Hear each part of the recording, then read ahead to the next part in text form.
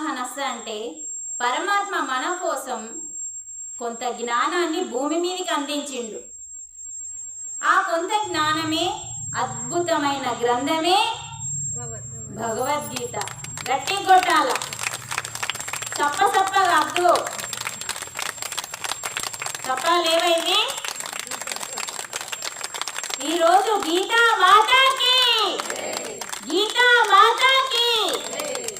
ఎందుకంటే ఎందరో మహానుభావులకి జీవితం ఎలా జీవించాలో నేర్పిన ఏకైక గ్రంథం భగవద్గీత.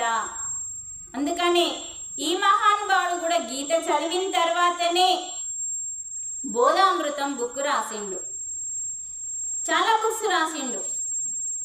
అంటే చెప్తూ ఉంటే వేరే వాళ్ళు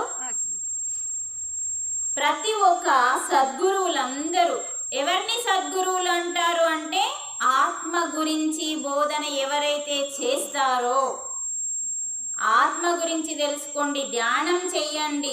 ఆత్మ పరమాత్మ వేరు కాదు, జీవుడు దేవుడు వేరు కాదని ఏ మనిషి అయితే చెప్తాడో అతనే సద్గురువు. అందులో ఒకరు కులాజీ బాబా, ఇంకొకరు పత్రిజీ, శబరిమాత.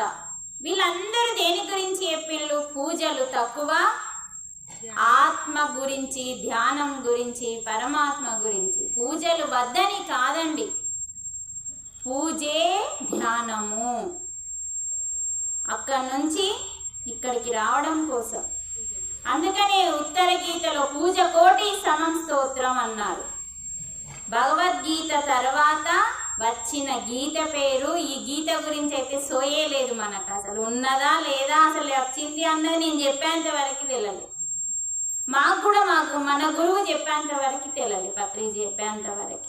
చూడండి అంటే ఎంత జీరో స్టేజ్లో ఉన్నాం మనం. ఒక్క భగవద్గీత కాదు, మనకు 108 గీతలు ఉన్నాయి.